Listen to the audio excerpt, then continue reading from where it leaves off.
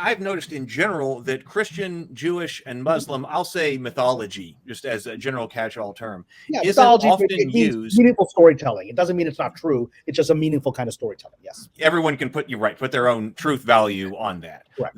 That group of stories hasn't been used as much for storytelling as I think it could. And I'm very interested in actually one of the worlds I want to develop in Christian mythology. Yep. It's not a Christian story, but it draws upon Christian mythology. So some of the archetypes and legends within the Christian community. Yeah. Right. And legend. Right. Yes. Why Right. do you think that is? Well, historically, it was the opposite. It is correct what you were saying today. Historically, the industry began, even in the silent films, doing Bible movies.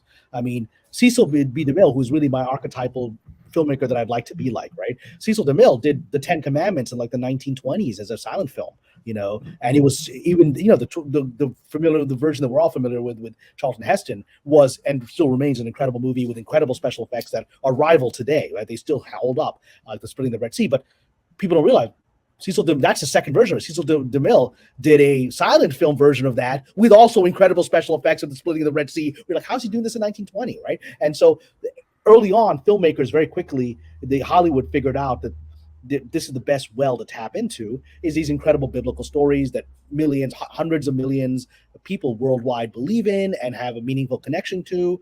And when I say biblical stories, these are, like I said, they're shared stories within the Abrahamic tradition. The Quran has the Moses story, the Joseph story, the Jesus story. There's sometimes different from the biblical version, but the overlap is very large, right? The same characters are there and the stories are largely similar. So I watch the 10 Commandments and I get it as a Muslim, right? I get it it's my favorite film, and I get it. And I'm not joking when I say that. That is my number one film of all time. And we can talk about that when we talk about the nature of evil that explores. But so they did that for decades because they understood there's a market for it. And there's a very large market for it. And these archetypal stories persist for thousands of years for a reason. They seem to touch the human heart. And that's why, religion, I think, is ultimately about effective storytelling. And these stories have moved people. They've created civilizations. They've given people hope. They've inspired people to fight. All these things. It's all part of the human condition. But in the last maybe 10, 15 years, which has been sort of the downfall of old Hollywood, the corruption of Hollywood, everything that began in 2010, this last decade has been a lot of disrespect for all those old traditions, because we have a new cast of characters that are coming in, deconstructing everything because they think they're smarter than all the foolish people of the past. And we saw that on The Last Jedi. We were deconstructing the brilliance, the archetypal religious storytelling of George Lucas and disrespecting it, in my opinion, right?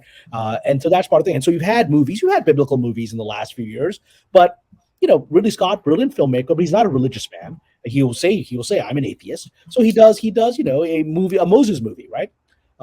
And it's most believers would not connect with that movie in the way that we connected with a Cecil DeMille movie, because Cecil DeMille movie it believes that there's a God and believes in the miracles and doesn't try to rationalize away the experiences that Moses is having, and because that's the story is meaningful to us in its miraculousness. But then you have Hollywood deconstructing it. So you're doing these things like Noah's Ark and all these other things Aronofsky does, which attempt to deconstruct the story, give it a new spin on it, take away the divine, take away the magic and the miracles, and replace them with alleged science, right, of how things happened. And people didn't watch those movies. They didn't succeed because they don't touch you on any level. And that's, again, the disconnect that Hollywood in recent years has had out of ideological contempt for all the ancient traditions and ancient forms of storytelling.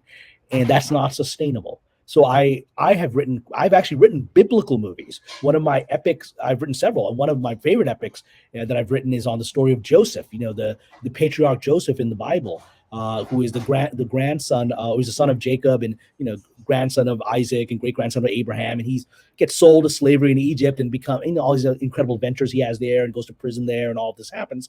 That story is a very powerful story. I did my senior thesis in college on that. I studied religion in college, and my senior thesis was on how the Joseph story functions in Judaism, Christianity, and Islam, because it's the only story in the Quran that's a linearly told story. The Quran is not a linear book in many ways like the Bible is. The Bible is a history book starting with Genesis, going through the Hebrew Bible, and then for Christians going on into the New Testament, right? It's a linear. The Quran, every chapter, surah, flips around. You'll have a story about Moses, then you'll jump to the Day of Judgment, you'll go back to Abraham, then you'll jump to something in the prophet's life. The only story that isn't like that is the story of Joseph, which takes up an entire chapter, the 12th chapter of the Quran, and in the Quran is called the greatest of stories. Like, this is God's favorite story. And so I've written a screenplay about Joseph, which is purely biblical epic, with magic and angels and miracles and all these things, right? And I've struggled to get it made for years, and I still intend to make it someday because it's from my heart. But Hollywood, in the recent generation, Hollywood has resisted that, even though that is what the audience wants. And now they're slowly beginning to return to giving the audience what it wants because they need money. We're going to see a return to biblical storytelling. It's coming within the next decade, and hopefully I'll be one of the people that participates in that.